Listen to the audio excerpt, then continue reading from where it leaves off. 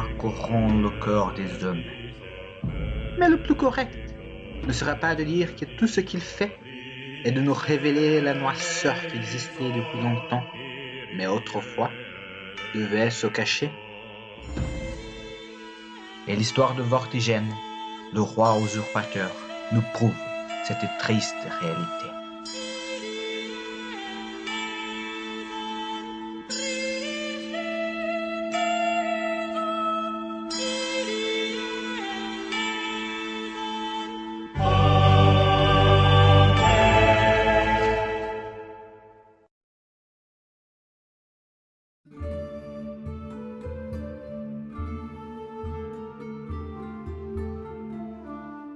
Il y a très longtemps, quand l'île des peuples bretons était toujours connue comme Innisbreiden, les Kemrais, un peuple vaillant et belliqueux, furent attaqués par une puissance étrangère, l'Empire romain. Les ancêtres des Bretons se sont battus de toutes leurs forces, mais les aigles de Rome étaient trop redoutables. Innisbreiden devint la province de la Britannia, et les Romains apportèrent avec eux leur culture, leurs lois et postérieurement une nouvelle divinité, appelée par les druides le Dieu crucifié. Mais l'empire de Rome devint trop grand pour être porté sur les épaules d'empereurs consumés par leur avidité et luxure. Et ainsi comme l'odeur de sang attire les loups, les blessures ouvertes par d'interminables guerres civiles attirèrent des barbares. Les Goths, les Huns, les Angles, les Vandales et de nombreux autres peuples pillaient et détruisaient tout ce qu'ils retrouvaient sur leur chemin. Et en essayant de sauver un empire moribond, les légions romaines abandonnèrent Britannia et laissèrent les Bretons affronter seuls l'invasion des terribles Saxons. À l'époque où notre histoire a lieu, les Bretons étaient gouvernés par le roi Constant, un homme sage et honorable, mais qui aimait passer son temps dans des monastères en étudiant des livres et archives, et en oubliant souvent ses responsabilités comme monarque. Son frère, la vie de Vortigern, poussait son roi à s'isoler de plus en plus, tandis qu'il gouvernait avec une main d'acier à sa place. Mais les chefs de guerre ne l'aimaient pas, alors ils avertiront le roi de ne plus faire confiance à son frère. En voyant qu'il perdait son influence, le perfide Vortigern partit au nord. Il rencontra le roi des Pictes, un peuple redoutable, et qui depuis l'âge des Romains était un ennemi des Bretons. Il lui promit maintes richesses et terres en échange de la mort de son frère. Ainsi fut dit et ainsi fut fait. Le gentil Constant fut assassiné par les redoutables guerriers Pictes. Et comme ses deux enfants, Constant II et Uther, étaient encore trop petits pour assumer la couronne, Vortigern fut choisi pour être le nouveau régent. Mais, quand le roi des Pictes est venu récupérer son dû, il eut la surprise de se voir dénoncé par Vortigern, qui voulait effacer le mépris qu'il inspirait à son peuple avec la haine envers des envahisseurs. Outragé, le roi des Pictes leva une armée et envahit le royaume des Bretons.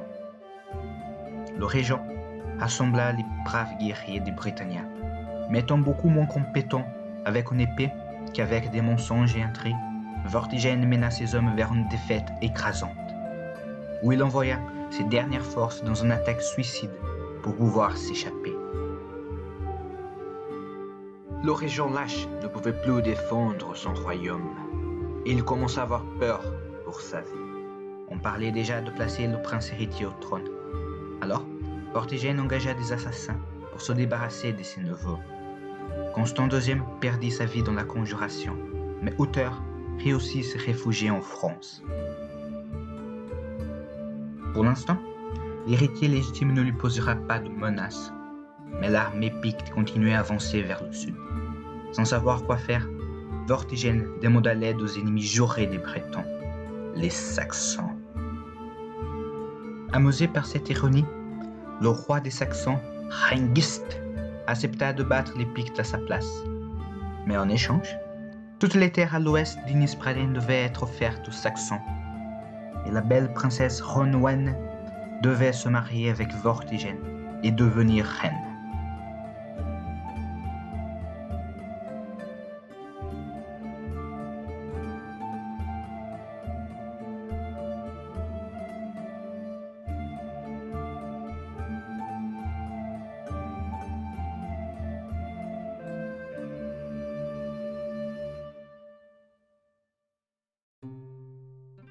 Les Pictes furent expulsés, mais à un grand prix.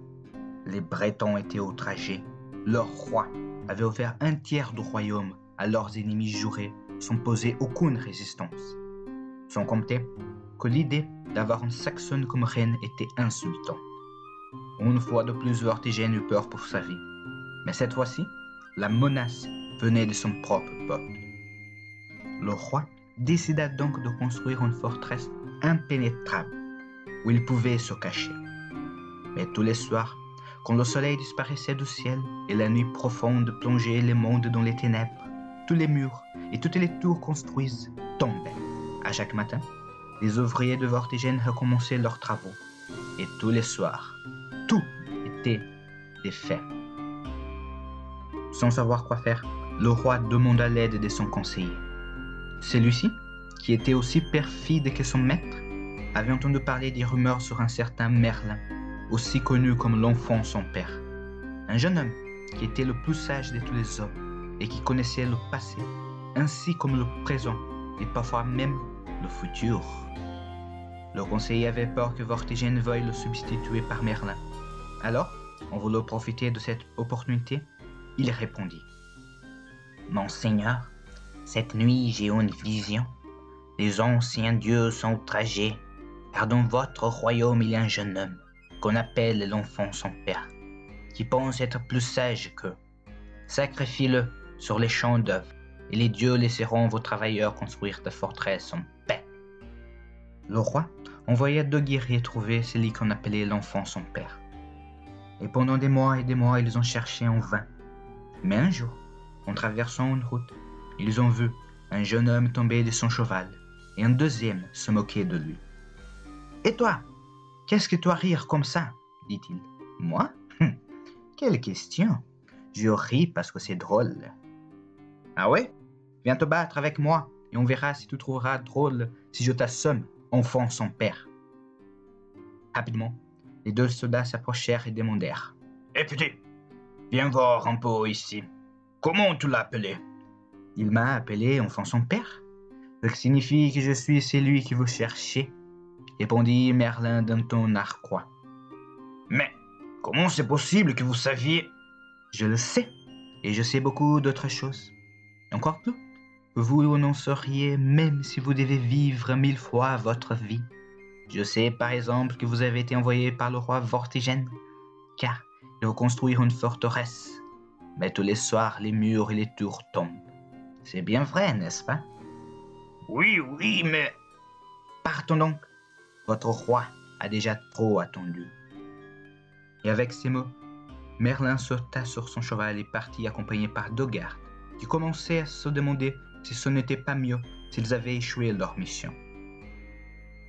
Pendant 2 semaines, ils ont voyagé. Quand le soleil brillait au ciel, Merlin les amusait avec des petits tours de magie. Et de temps à autre, il disparaissait pendant quelques minutes pour réapparaître en se moquant d'eux. Et avec le temps, les guerriers trouvèrent drôles les moqueries de l'enchanteur. Quand la nuit arrivait et on allumait le feu, Merlin leur racontait de nombreuses histoires sur des guerriers d'antan et des légendes oubliées depuis longtemps. Peu à peu, ils commencèrent à apprécier ce jeune homme qui était aussi drôle et sage. Ils ont eu pitié de lui. Alors, une nuit, un des soldats dit « Jeune homme, notre mission est de vous escorter chez Vortigern, mais le roi veut te sacrifier au nom des dieux anciens. On ne veut pas te voir mourir, alors échappe-toi. On dira qu'on a échoué dans notre mission. » Merlin sourit et dit que ces mots le réchauffaient le cœur. Mais il savait depuis le début les intentions de Vortigern et qu'il allait quand même retrouver le roi.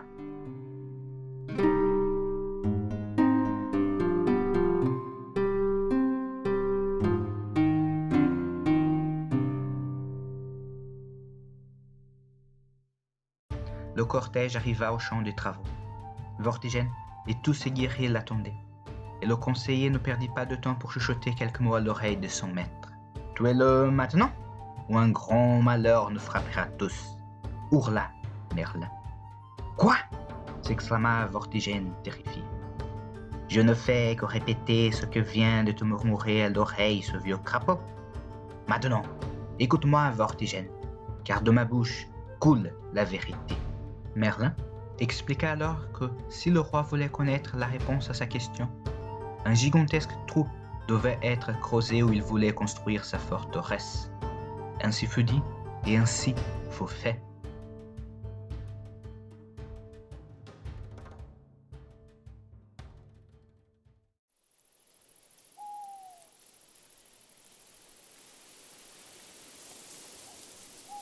Quand la nuit arriva, le sol commença à trembler.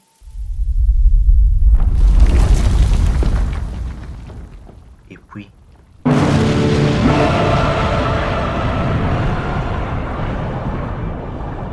une gigantesque explosion, et du trou sortiront deux dragons gigantesques. Un était rouge et l'autre était blanc.